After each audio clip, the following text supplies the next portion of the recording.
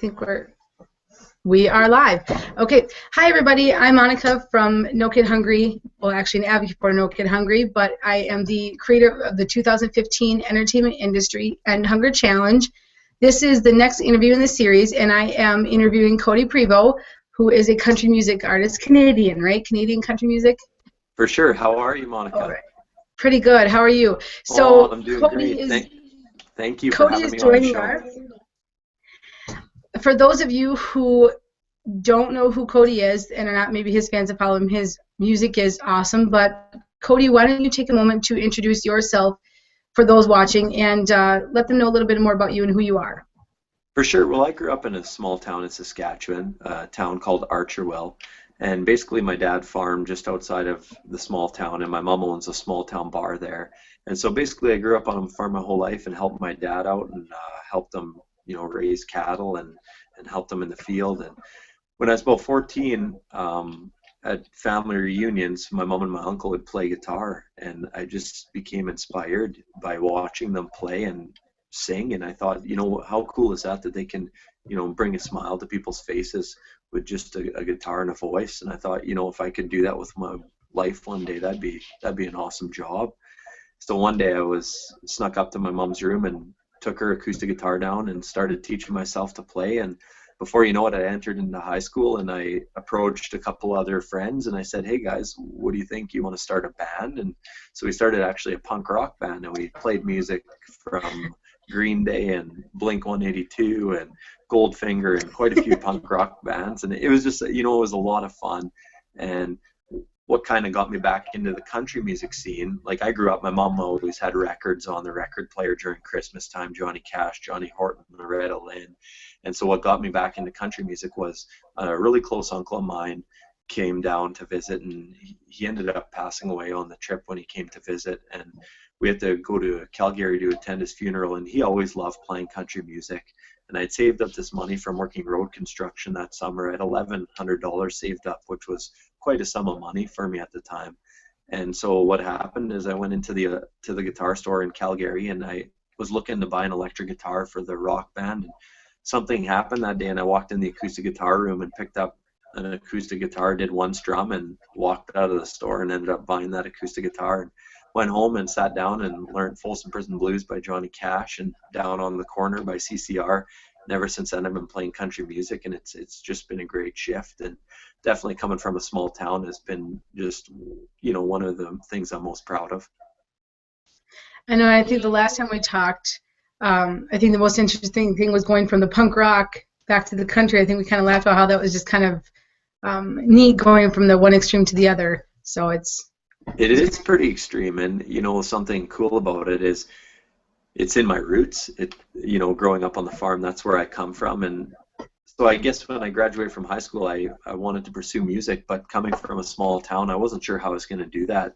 Not every day people want to become musicians. Usually they go to the oil rigs or start farming with their folks, or do different jobs. And I just wasn't sure how I was going to do it, so I went to college for a year, and through that year of college ended up going into a talent contest and meeting a guy named Al LeBlanc, and we started working together writing songs in a small town studio where he was helping out another musician who had been in a car accident. And this musician had become a quadriplegic, and they built him a studio that he could run with his eyes. And so Al was helping him out there, and Al had asked me if I'd be interested in coming and writing in the studio, and I jumped at the opportunity. And lo and behold, a couple months later, I sat down with Al for lunch one day and asked him if he'd be interested in managing me and possibly booking me some shows. Next thing you know, I was out in the small town bars playing every weekend, playing for $100 a night, just me and my guitar, and that's basically where everything started. And now looking back, it's crazy to think that, because since then I've taken out a small business loan to be able to travel to Nashville to record my first album, and now I'm all the way on my fourth album, so things have definitely come a long way. And it's funny, if you just start something, you never know where it's going to lead you. Kind of like this project. And you just got back from touring in Australia, wasn't it? Yes, I was overseas. I went for a 3-week tour at the start of January, and it was just incredible. The people are amazing there. I've seen a couple kangaroos, some big spiders. There's some snakes that you don't want to get too close to, and it's just a great trip. It really, I feel, being from Canada, I feel like Australia has a lot of similarities, and especially in the people and the friendliness, and you see it on the streets. People just say hello and wave to you, and it was just, I definitely made a lot of new fans and friends over there.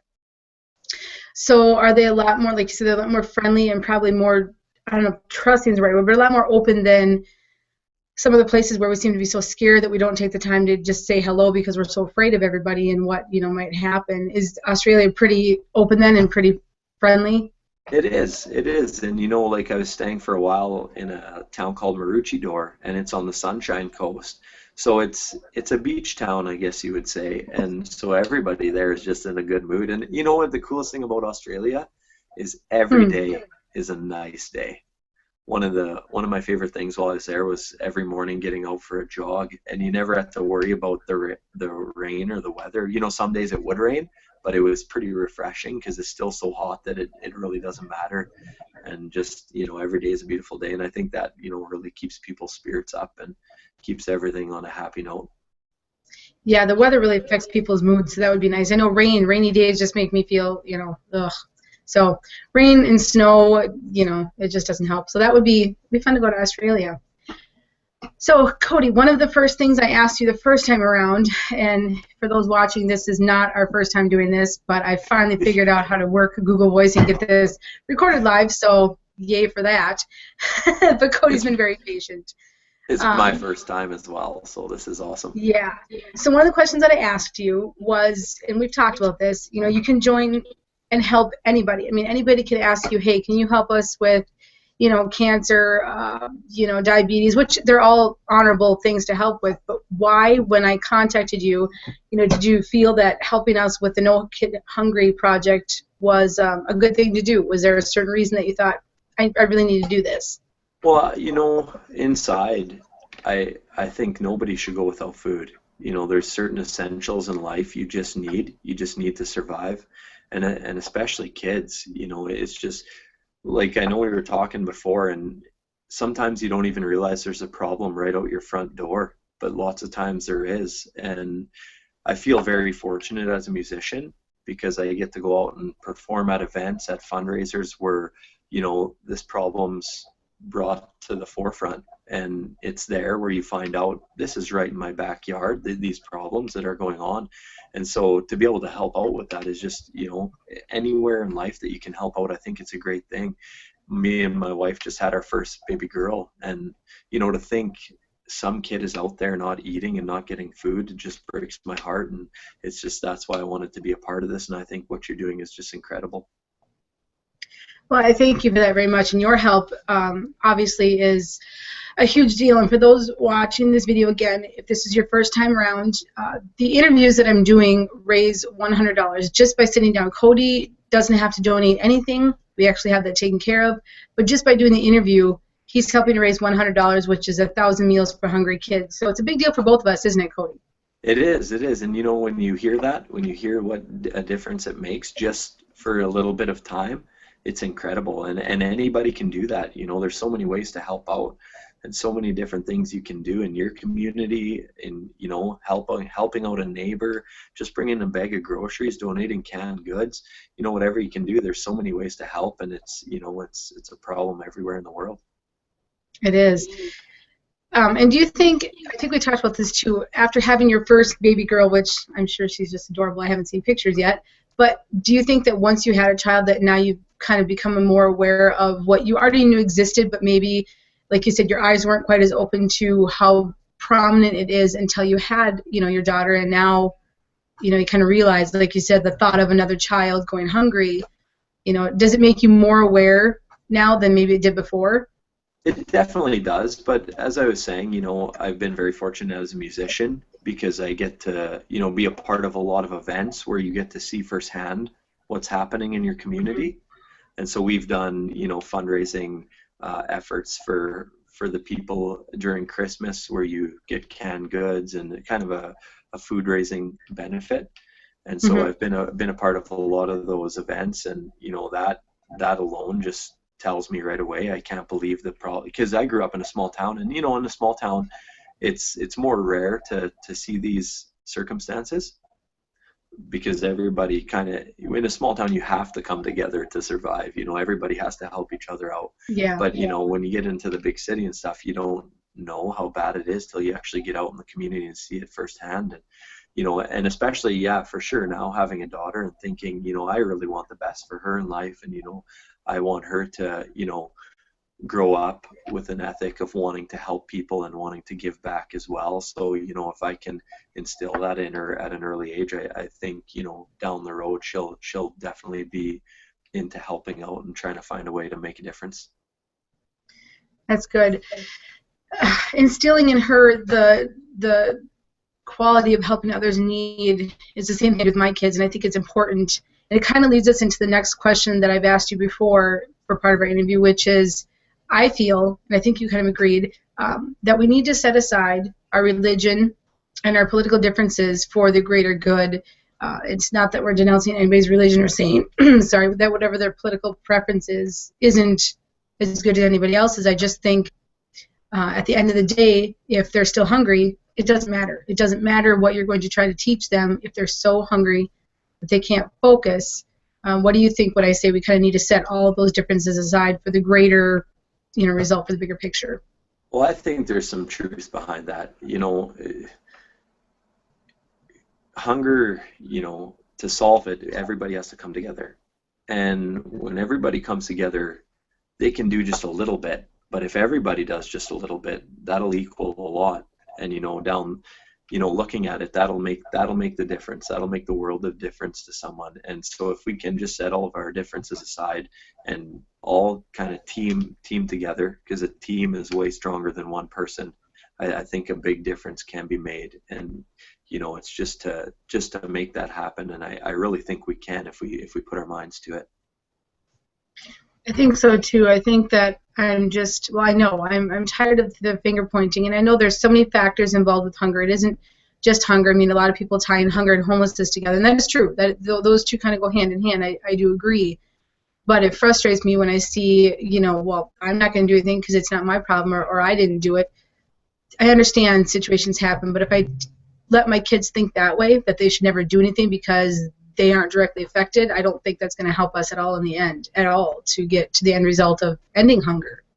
Right, and I think, yeah, you have to, step outside of your home.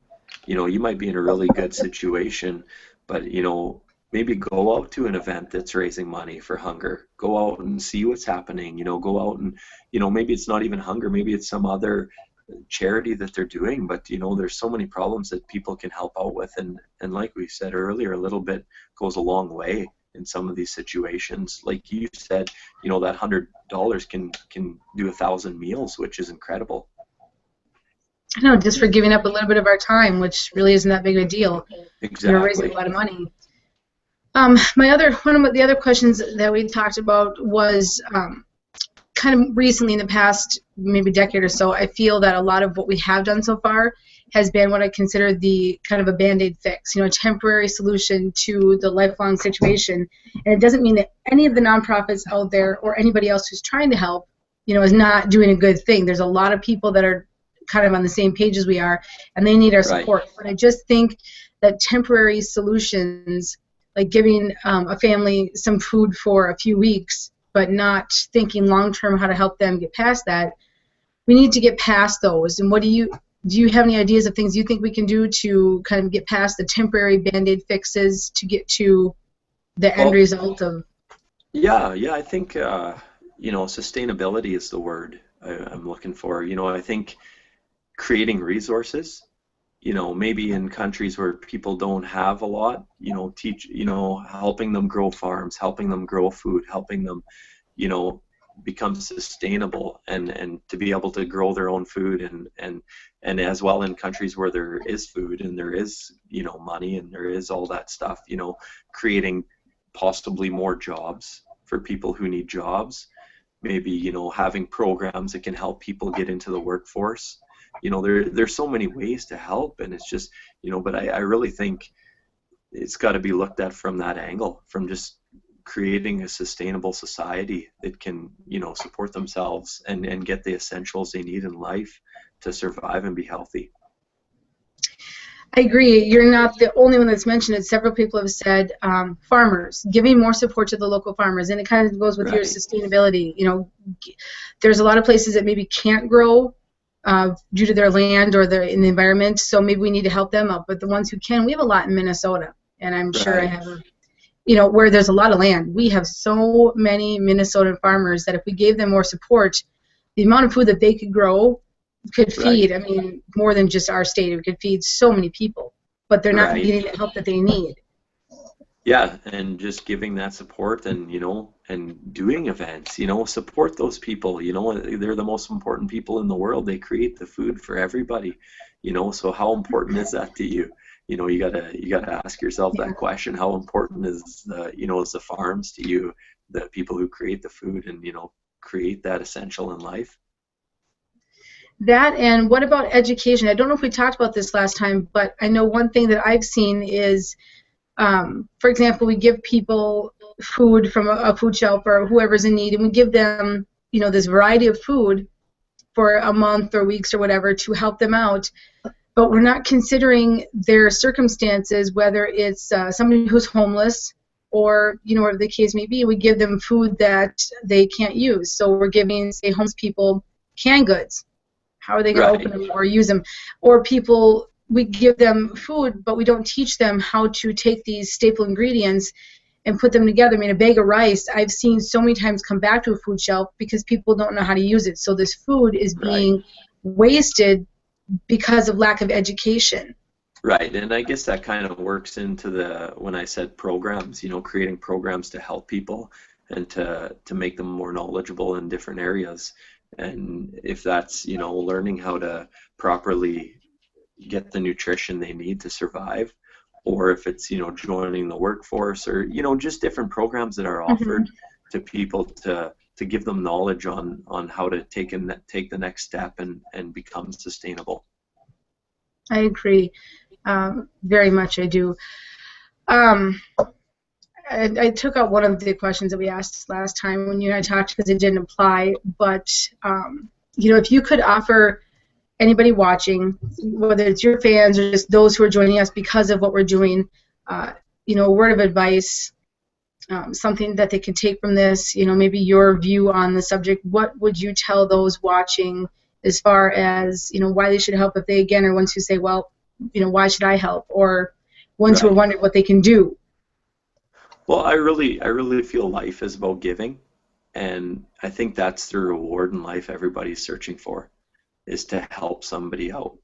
And I really think that can fulfill life, and I just think everybody's got it inside of them. And like we said, it doesn't take a lot.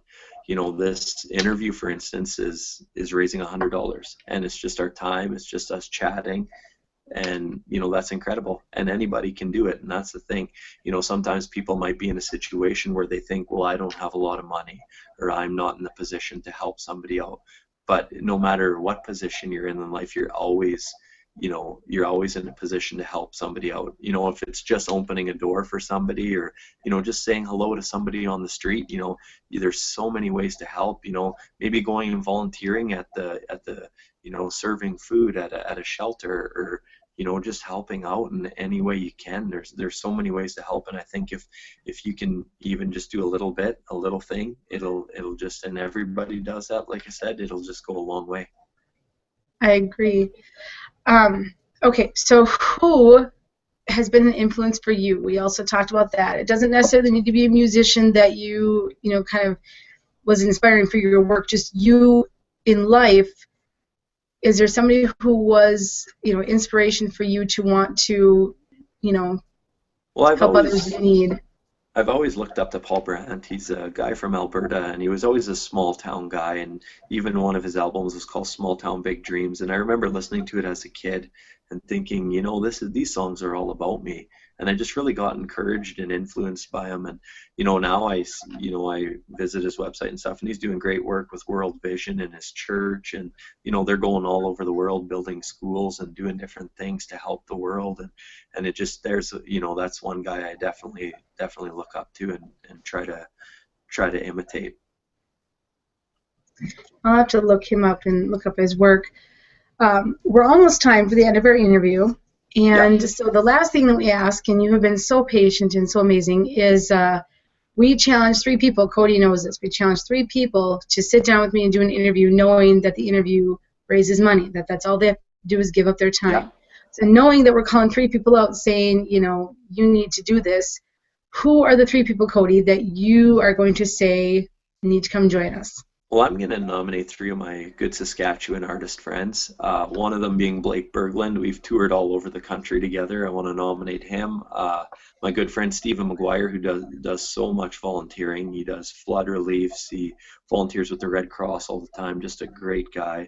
And my other good friend Jess Moskaluk, who's doing just awesome right now. I want to volunteer those 3 people. Well, I'm going to look them up on Twitter and Facebook. If we can find them, we're going to take them in this so they see that they have been nominated by Codie, and they need to get back to us and let us know that they're going to join us. Awesome. Thank you, Monica. Anything else you want to add before we end our interview today, Codie? If anyone does want any info, you can just go to codieprevost.com to get all the info, or send me an email. You can get me on Facebook and Twitter as well, just at Codie Prevost or Codie Prevost Music on Facebook, and love to get in touch with all you folks. And I highly suggest looking up his music, because I was not aware who he was either until I looked, and now I think I have every song downloaded that you have available for me to download. So definitely you, good work, definitely good artist. Codie, I thank you so much for your time. If anybody wants more information on the project that Codie's a part of, you can go to cupcakeglitterglue.wordpress, but I will also have it at the bottom of this video. You can either nominate those in the entertainment industry that you think should step up, or if you want more ways to help, just send us a message. So awesome. Thank you very much, Codie, for your time. I appreciate it. You have been amazing. Thank you, Monica. You have a great day. You too. All right, bye. Bye.